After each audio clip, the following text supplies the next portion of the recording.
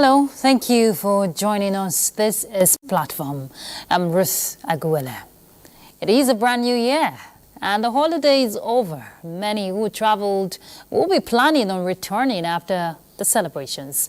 More importantly, safe journeys to respective destinations is very important. Road traffic crashes pose a significant risk to public safety and health.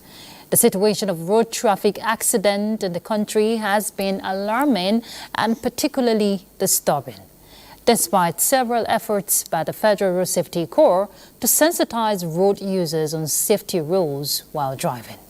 Reports by the FRSC says more than 3,767 people lost their lives in 7,011 road crashes. Now that's between January and September in 2024. Some key players in the transport sector are advancing the discourse on ways to promote evidence-based actions to prevent and eventually stop further road traffic deaths and injuries through effective emergency response systems, skilled paramedics, and well-equipped ambulances. They say, well, they can reduce the effect of accidents and save more lives. The FRSC has pledged its commitment towards making effective use of different platforms to get the message on road safety to the populace by appealing to the conscience and consciousness of road users. Accidents don't just happen, they're caused. Every accident on the road is not just a mere occurrence, but has been instituted as a result of one factor or the other. Now, this is where compliance to safety rules on the roads must be adhered to by road users. On Platform, our focus is curbing road crashes efforts so far. And our guest is the Assistant Court Marshal, Court Public Education Officer, Olusegun Ogunbemide. Thank you so much for joining us. It's a pleasure to be here. It's our pleasure to have you join us. And we'll just go straight by letting you in on who our panelist is for today. One of our correspondents here in NTA, Oyeyemi Ajayi, the man that is in charge of road affairs in NTA. Thank you so much, Oyeyemi. Thank you very much. All right, Assistant Court Marshal. So when we look at road crashes on our road, this is not something that is new. It's not a new conversation. Exactly. It occurs. We've seen it happen. Some people are still bearing the brunt. You know, it's really sad when you see lives are lost or people get injured. But if you want to keep stock or look at the records for 2024, how did the Corps, manage the situation to reduce the numbers? Thank you very much. Let me first of all greet Nigerians Happy New Year and for the cooperation we enjoyed in the course of the end of the season when we had to manage the traffic, and also to appreciate Mr. President for the alternative that was created where he made the pronouncement that the railway should be made available to all citizens. It assisted in reducing the burden on the highway. And despite that, we still manage. What played out was, let me say, determination of the Corps to reduce road traffic crashes in line with our policy as put in place by the Corps Marshal, Shehu Mohammed, who came on board and he said there must be a change in narrative. There were so many policies he put in place because we realized that no matter the level of enforcement, you can only manage 15% of the problem we are trying to tackle. But policy will always play a major role because policy will take care of majority, while enforcement will only manage the few defiants. And that's what we dwelled on. We were able to put all our arsenals in place, and outside the few pockets of incident that happened that claimed more lives, like the incident at Jigawa where close to 200 people were killed, we'll have been celebrating that we had a real reduction in fatality. 2024, because by virtue of the record available to us, we were able to reduce traffic crashes, but the fatality was where we had the challenge. Because even the crash that occurred, there was no fatality as a result of the primary incident. But the secondary incident, as the aftermath of the crash, where people were trying to scoop fuel, was what led to the huge fatality that were recorded. By and large, what we had was determination, established facts that we have to face this thing head on, and the leadership that says there must be a change. Like, look at our deployments at the end of the year, more than 42,000. Yeah. That is 28,000 regular marshals and 14,000 special marshals were deployed. All the equipment that are required, that in case there's obstruction, prompt removal of obstructions. For emergency situation, we had even less than 10 minutes response time because we had our emergency arsenals well deployed, that when there are crashes, our men were always prompt in attending to them. Because one thing that is certain is a universal thing. Yeah. Crash must occur. But what we are against, in line with the safe system approach, is that even when it occurs, let life not be involved. Okay. These are the things we reel out that really assisted. I will remember when I think I had a conversation with the commercial, and you talked about the fact that there had been a level of reduction between January and October. I think about 12% of reduction compared to 2023. And what were some of the factors that you could say were quite key in ensuring this serious reduction? I would want to pick it from the time it came on board. It came with 6 policy trust funds, which really assisted in transforming the system. One, he said we need to rejig operations. And how he placed the card on board, he said we have some of our commands that are in Lungus that are not relevant to the challenges of the road. That's road management.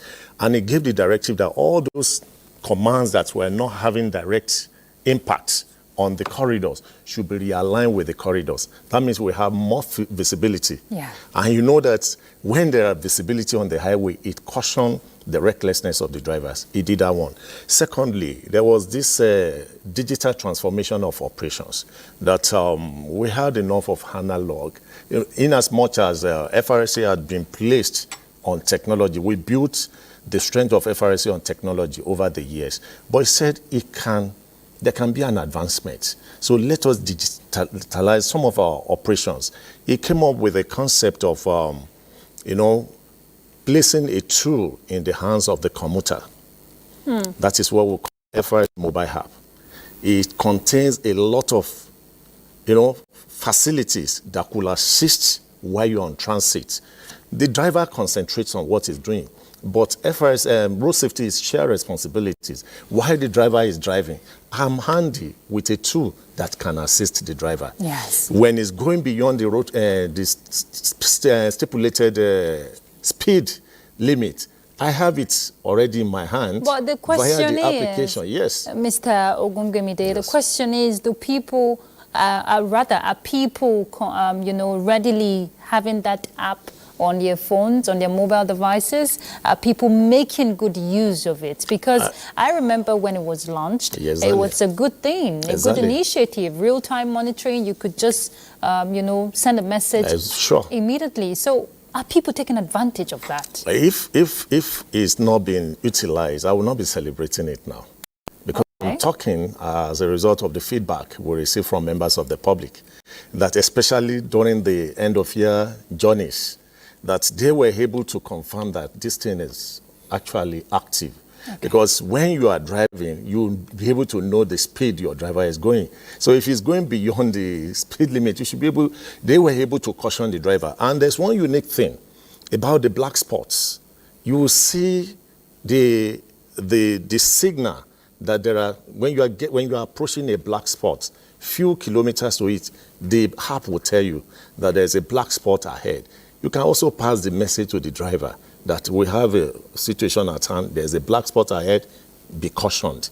And we also have one that is quite unique, which is eyewitness accounts. In case there's an emergency, you can on real-time transformation of information, transmitting of information from the highway to our situation room. that is being monitored real time. These were all the facilities that were put in place that made us to have easy access to assist in rescue operations. And at the same time, we have an ambassador in each vehicle that goes on the highway. Yeah. As long as you are a commuter, you are handy with the tool, you are our ambassador. Because we cannot do route lining, irrespective of the number. True. But that person inside that vehicle is representing us. And that was the essence of that too. And outside that, one unique thing that the Corps Marshal also did is to retrain all the personnel. There have been a series of problems, complaints in the past about the conduct of our men. And he said, you cannot give what you don't have. Exactly. If we have not tutored these people on how to behave or to conduct themselves, then if they do any misconduct, they are justified. So he said a major policy that is put on the ground when it came is that there must be capacity building of all the staff. Is there a readily available portal people can just go to and make complaint? Because some of us have had experiences, with officials of the Corps, which wasn't pleasant because of their conduct, towards road users, which is not appropriate. You are very right. Okay. When I was a sector commander at Lagos State, I deliberately refused to react to social media, information, because I said there were formal platforms put in place for administrative issues. So if you post it on social media, it's not for me. Maybe it's for public consumption.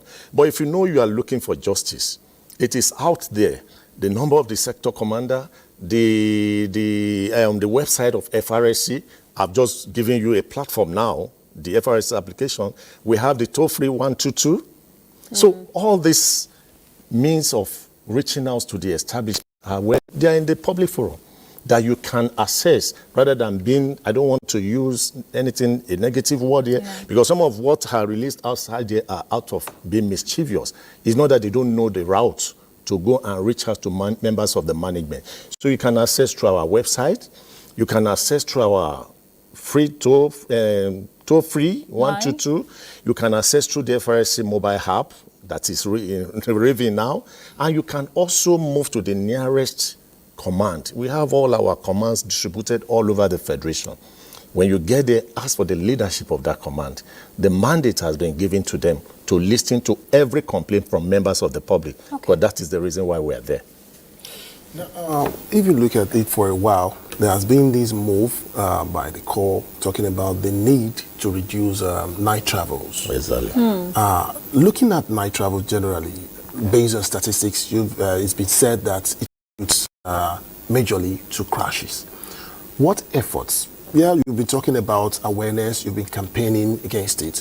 What other effort do you think maybe FRSC or the government generally can engage in order to reduce this drastically? Yes, thank you very much. When you look at the issue of night travel, we had our challenges per se in 2024 due to the fact that the law does not permit us to stop people from traveling at night.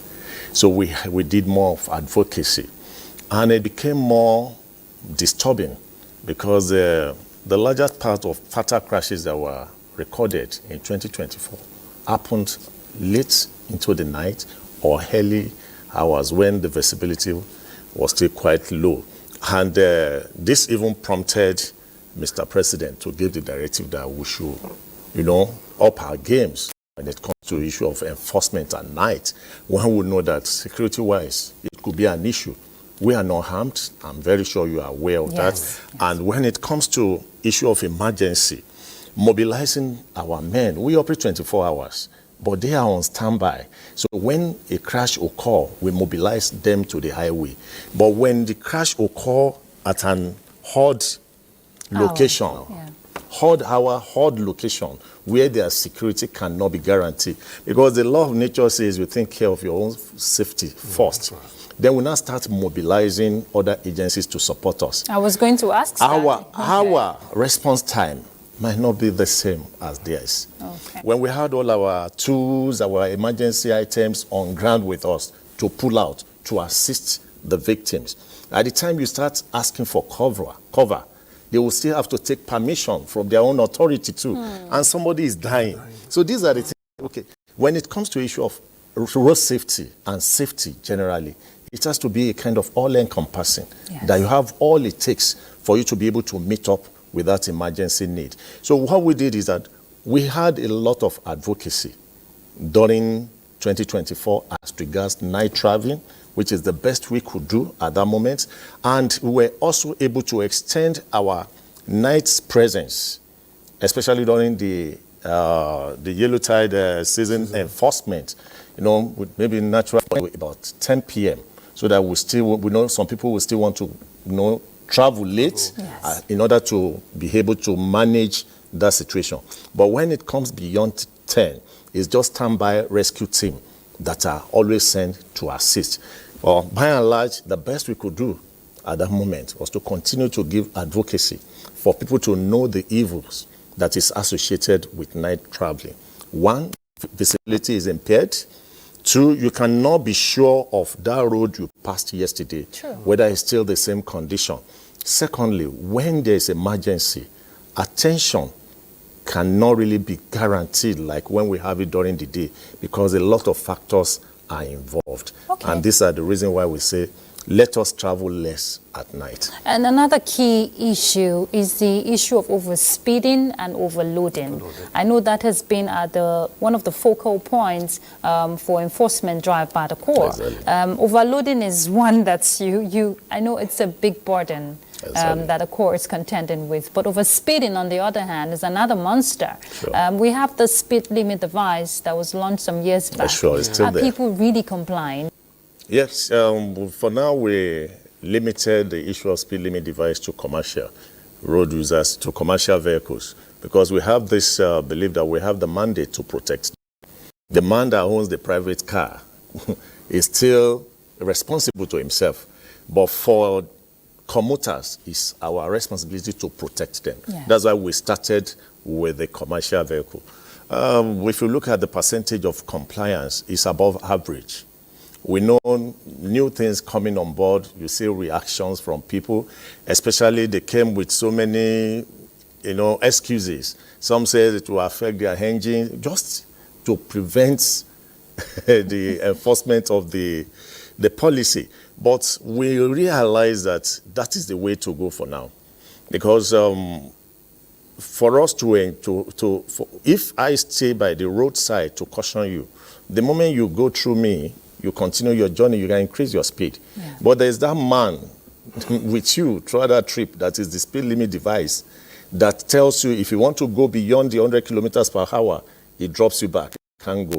And we've also realized that some commuters have celebrated some commercial transporters that have speed limit device in their vehicle. Because when you go within the speed limit, there's a kind of comfort you have compared to someone that is going on excessive speed. Because in case there's any little distortion on that movement, you are gone. And if you record all fatalities, if you look at the fatalities outside those that came as a result of inferno, there is no fatalities that is recorded without speed. Because when you are within the speed limit, even when there are crashes, maybe you have injuries, not necessarily deaths.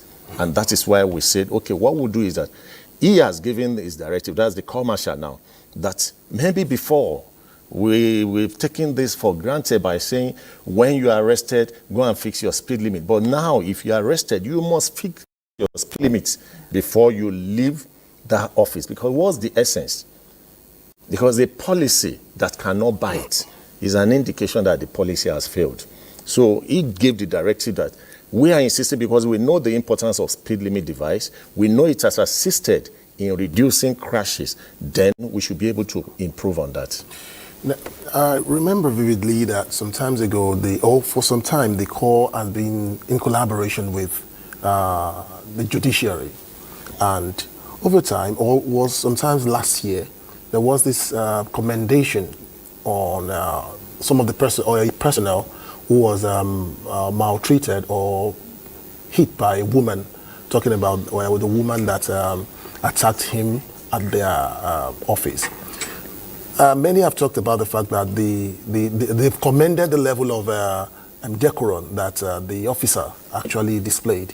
And many have also been calling for the woman's prosecution. Yes.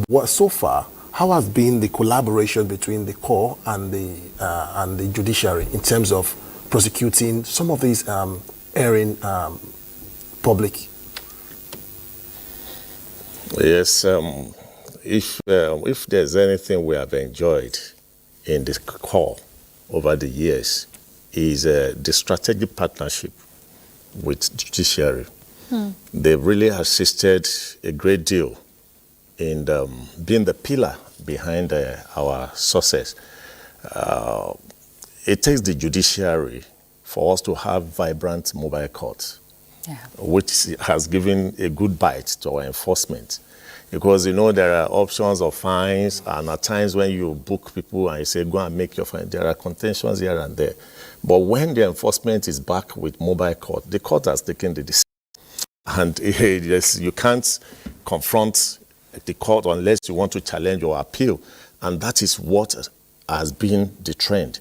And that's why when the court martial came on board, the first line of action was to visit the judiciary, to appreciate them, and to also let them know that the only way we can have the best of this enforcement and assist Nigeria and deliver the necessary service that is required is for the judiciary to support us. And you know, you can't talk of judiciary without talking of the support from the police, who is being given the mandate when it comes to criminal aspect of it to prosecute.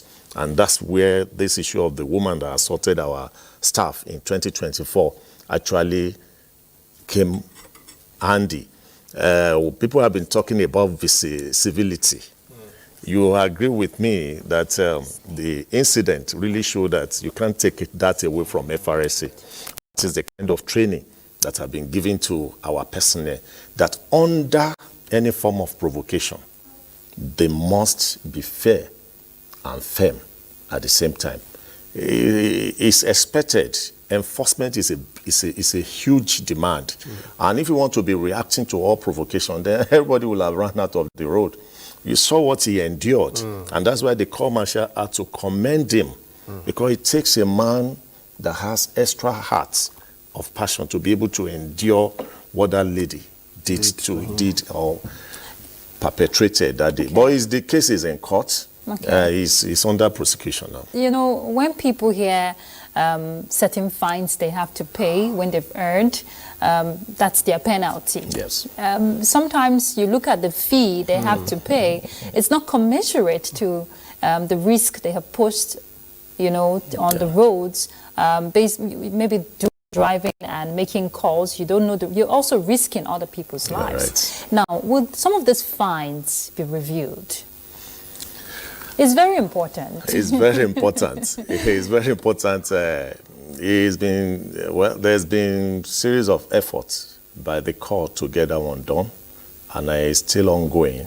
Even the court martial, Sheikh Mohammed, has made some preposition too, and I'm sure this new year we are going to follow it through.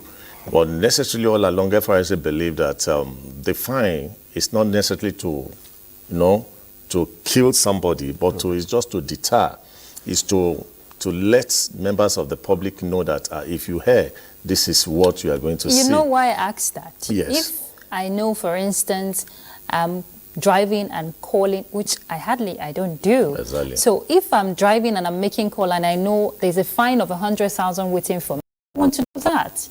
Has it stopped people from doing that in Lagos? Oh, well, I'm just saying. If because because the fines of every offense that is being committed is also huge in Lagos.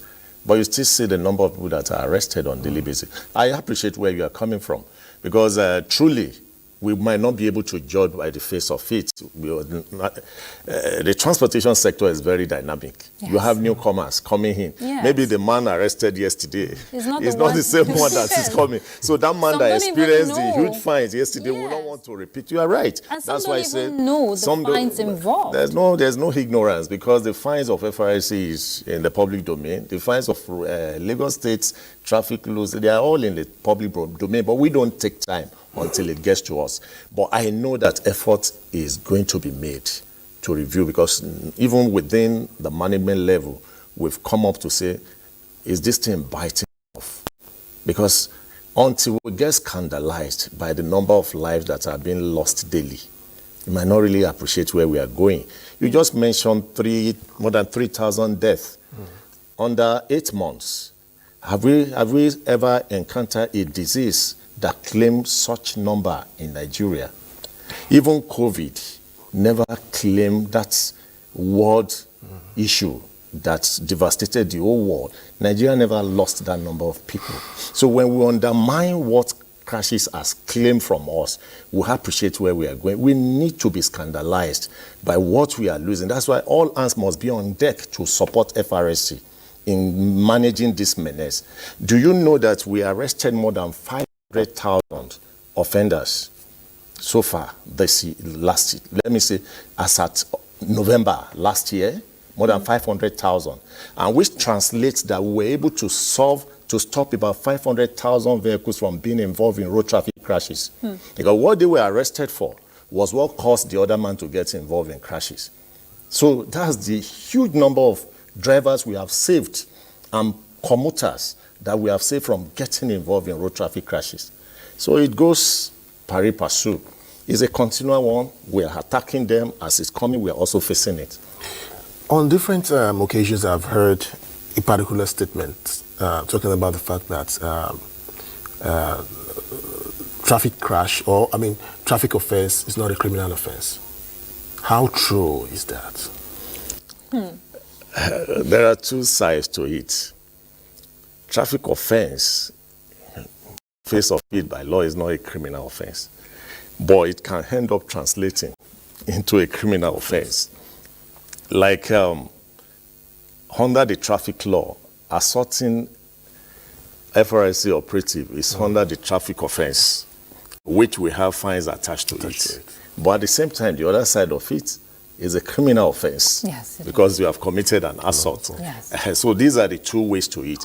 But why we say that is, at times the force behind each offense determines whether this one will tilt to traffic offense. Like in the course of your driving, and you knock someone down on the highway, is it not a traffic offense?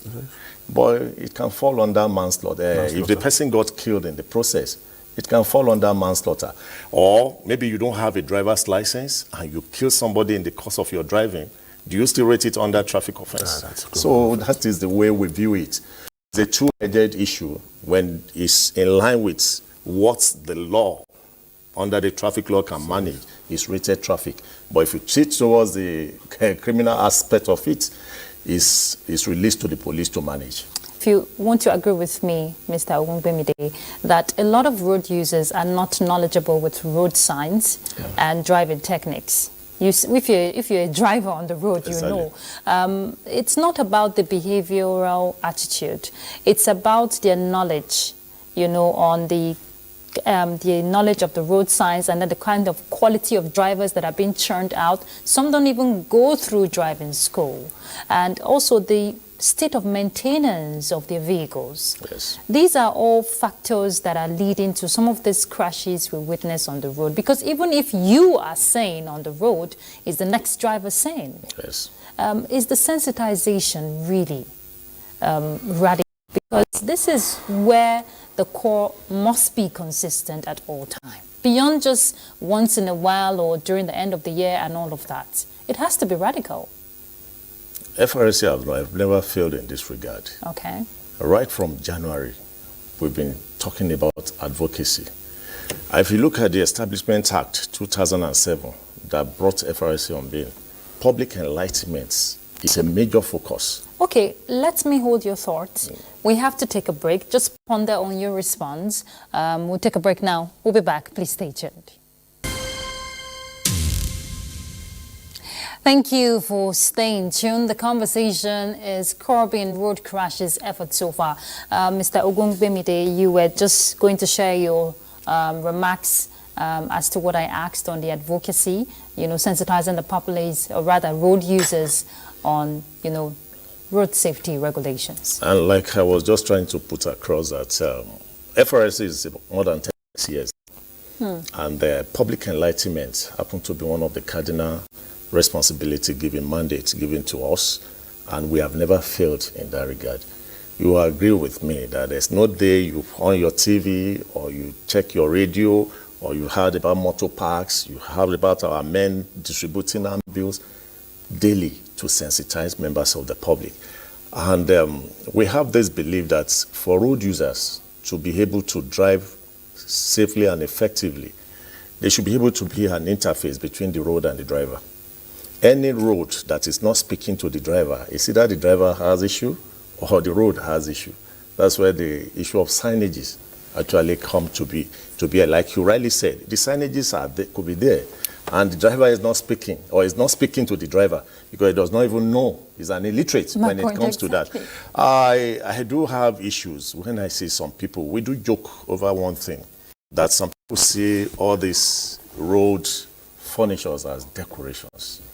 They celebrate any country or any state where they see it. The Lagos State governor has beautified this state. They are not seeing that thing as passing message to them. They are seeing it because it's colorful there. So how do you expect such person to drive safely on that kind of road? We even went to the extent of reinvigorating our driving school policy, where we now have DSSP, that driving school standardization scheme, that all this while there have not been any standard. It's all commerce affairs. And we cannot be running after offenders on the road when we have the larger policy, a higher policy to tackle the problem. I can spend 5 hours with one person on the highway. Meanwhile, a policy can solve millions of problems. That's why I said, let us focus on this policy on driving. Let's get it from the roots. We now created a standard that for you to be a driving school, to be able to translate into individuals before they acquire driver's license, these and these are what you should have. Nigerians, at times, we have a way of circumventing issues. You still see some people trying to cut corner. Because this driving school scheme is so huge, you cannot access the portal if you have not gone through 26 days syllabus. And you are also going to be tested via CBT test. It's after that you now present yourself, because a certificate will be released that has a code. It's the code that can allow you to access the portal. It's after that you now present yourself to VIS. That's a vehicle inspection VIO for you to be given the test of proficiency. Has it really, the school it passed through, is it what's being given a driver's license before you are now allowed to go and pay? And look at the process put in place just for us to get it right. But you still see a situation where some articulated vehicles that you are seeing on the highway, do you know what it means to drive a tanker that is loaded?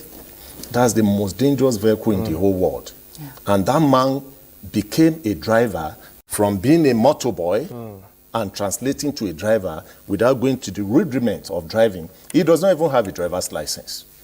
Is the court making arrests? Well, if we are not making arrests, then what will have happened on the highway? Now, let me. On daily basis, you go to our various commands all over the federations. You see vehicles being impounded, and you see punishment being released upon these people. No, concerning that, I would want to ask, based on the driving school itself. I remember vividly there was a report I did concerning this driving school, and I went as someone who wanted to register. I had my phone as a camera on and realized that some of these driving schools, they connive with the applicants.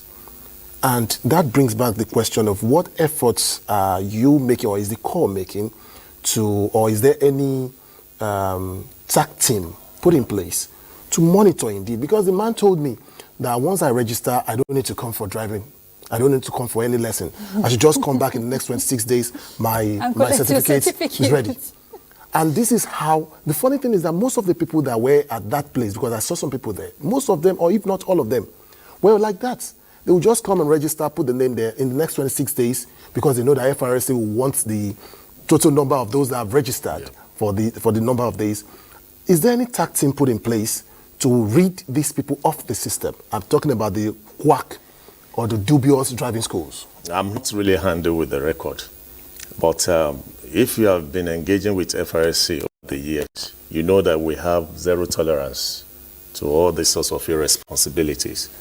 I call it irresponsibility because anything that has to do with life should be taken with every seriousness it demands for men of intellectual ability to be able to sit down and say, let us come up with a policy. The more we try to go ahead of some people, the more they want to, circumvent the event. Something led us to introduction of that policy because we knew there were problems. And we came up, look at the narrative I gave, look at the process. In a Western world, will it not be celebrated? It will. Today, FRC driver's license or Nigerian's driver's license is being rated, being recognized in some Western countries that you can even use it to drive pending the time you get their own local driver's license. So why are we now creating problem from within? All in the interest of trying, is corruption, no two ways about it.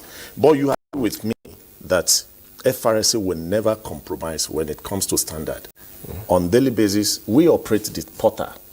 We have our inspectors that make regular monitoring. And when you are caught, you are detached, delisted from the portal. And you are also prosecuted. That's why I say I'm not really handy with the figure I would have been able to give you. So it's what we do regularly. That's why you still see some, but it's like a kind of cat and mouse affair.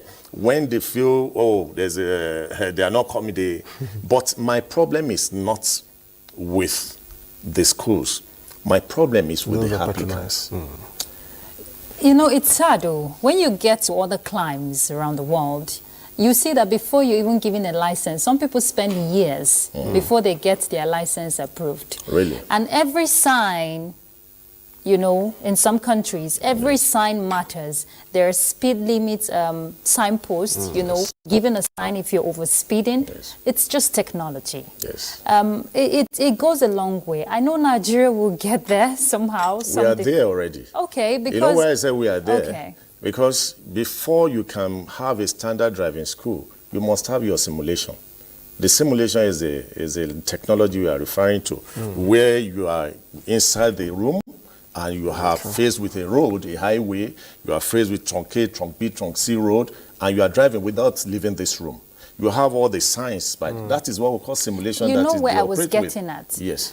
Now, where you get to see a road user speeding beyond the speed limit at every road, and the signpost is there for your speed limits, there are fines. There are people watching. Now, it's not just the road safety officials, even the security operatives are involved in this. They get fined for speeding. They get fined for breaking traffic rules and all of that.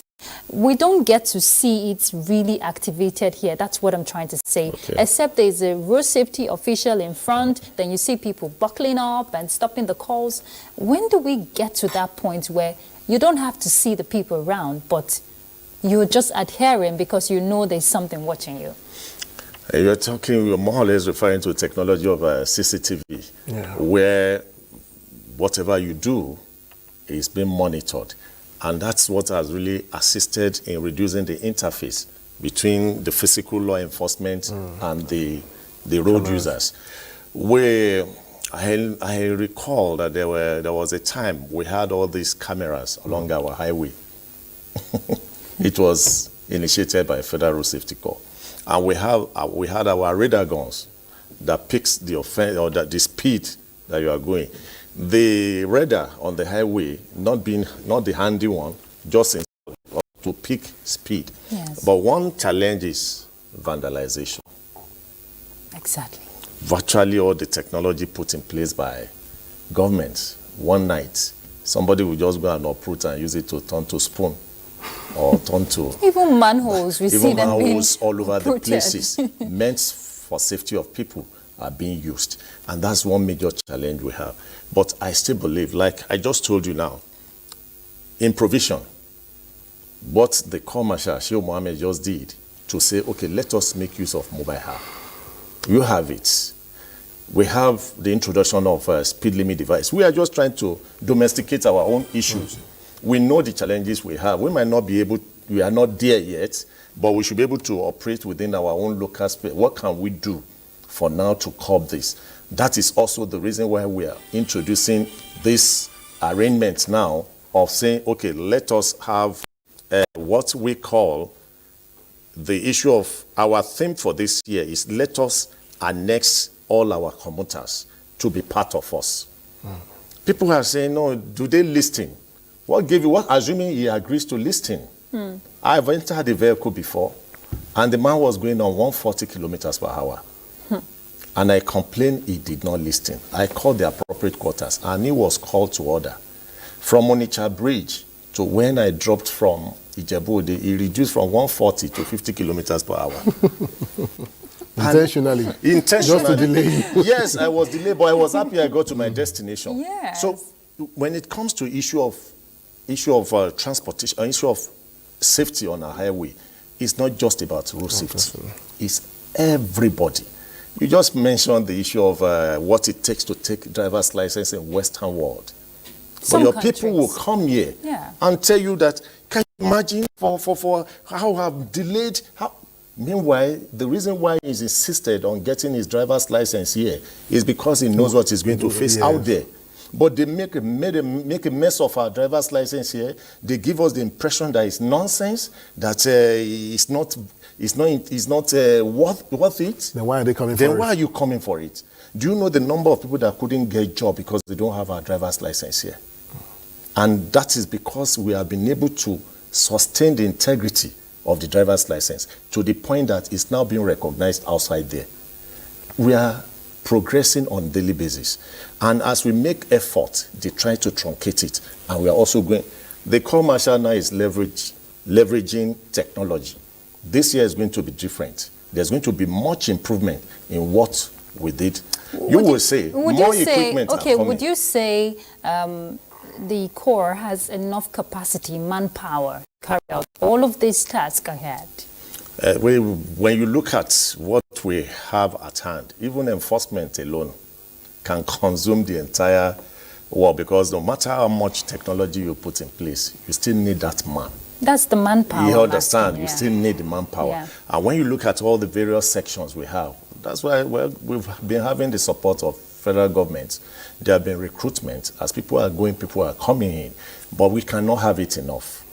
But what we have now, with the support of technology and the determination and good leadership, we are on course. I remember vividly the early time of the new commercial when he visited the plant farm and others.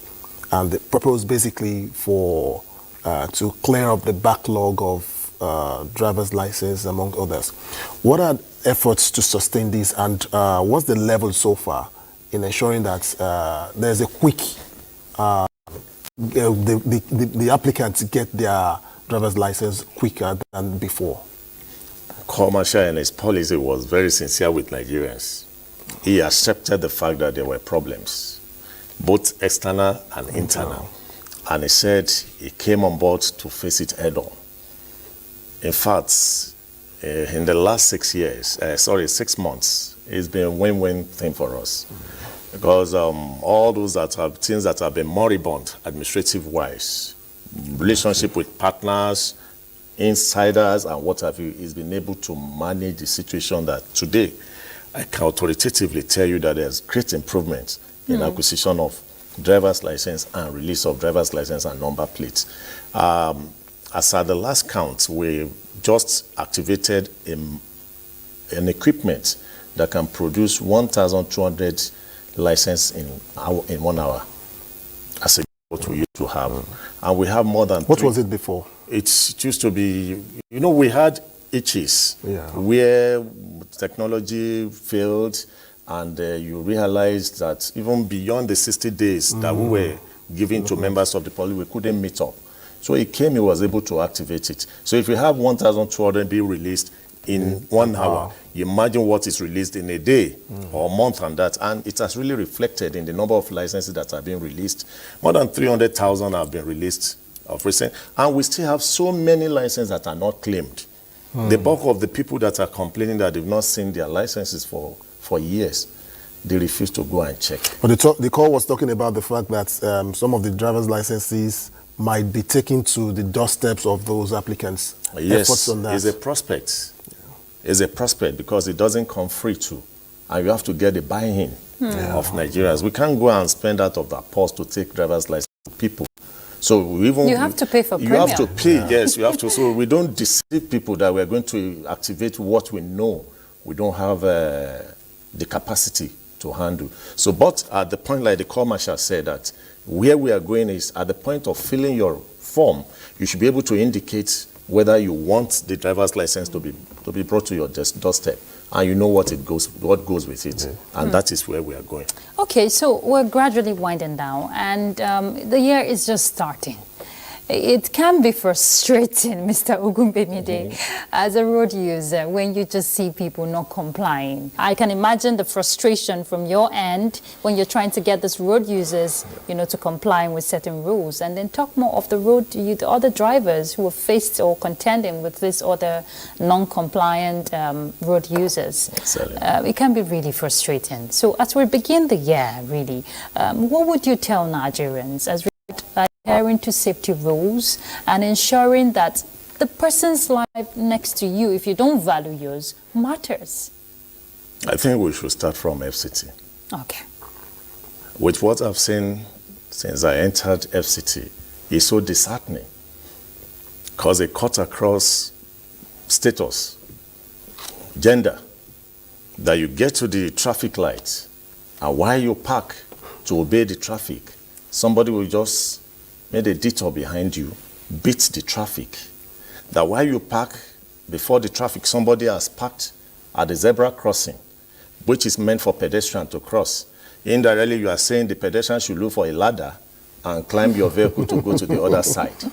And when you look at the content of the vehicle, you see responsible-looking people. With children. Wearing suits, with children, that you are expected to, the future of tomorrow, who some will even their parents, those that have been taught in school by FRSC, that mommy, why are you beating the traffic? My daughter does what that. Will you tell? What will you tell that child? I want us to get to a situation where those of us that are law-abiding will be able to look the irresponsible ones, head on and say, you are irresponsible. When we get to that point where we make them feel scandalized by what they are doing, I think we are going to get it right. We don't appreciate, if you are not in FRSC, maybe you only hear news that has to do with you. It's only when we realize that figure that you say, did you actually lose this number of people to road traffic crashes? As I'm talking to you, people are still dying on the highway because of recklessness of somebody. People will be returning from the holiday. People are still going to, they will return, and they're still going to face challenges of an irresponsible man. Where are you rushing to on 120, 140? Which journey are you going? These are the things we should ask ourselves. You are driving, you are making call. Knowing the implication of making call while driving. Until we all stand up and say, this menace that is claiming our loved ones, let's face it, tell him he's irresponsible. Tell him he's not fit to be on that road. But as long as we continue to permit them, to appreciate and understand them, when he blows the horn, stay there and tell him to fly. Because FRSC cannot be everywhere. We did Operation Carrera recently. More than 1,000 of them were arrested. But still, you see them perpetrating the same thing all over the places.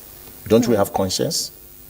And we go outside there and say the Western world is better than us. Are they not human beings? And when people get there, they actually behave. They behave. But when they come back, they say, this is my father. So your fatherland is irresponsible. Your fatherland is where everything bad should happen. Your fatherland is where we celebrate that Sweden has reduced its fatality to 1. Why are in thousands? It boils down to people adhering to rules. Thank you so much, Assistant Corps Marshal. He's also the Corps Public Education Officer, Mr. Olusegun Ogunbemide. Thank you so much. Thank you. And well done. Keep up the good work. Thank you. We just pray that the personnel, officials of the Corps are actually safe also on the road, because your lives too matters. Yeah. Thank you so much. Thank you very much. Oyeyemi Ajayi, our road safety man. Thank you so much for your time on platform. Thank you. Thank you. All right, we've been discussing ways to curb road crashes and, of course, the effort so far. It's the start of the year. You don't want to take stock of bad news or bad records. You want to keep going and achieve all your dreams, but you have to stay alive to do that.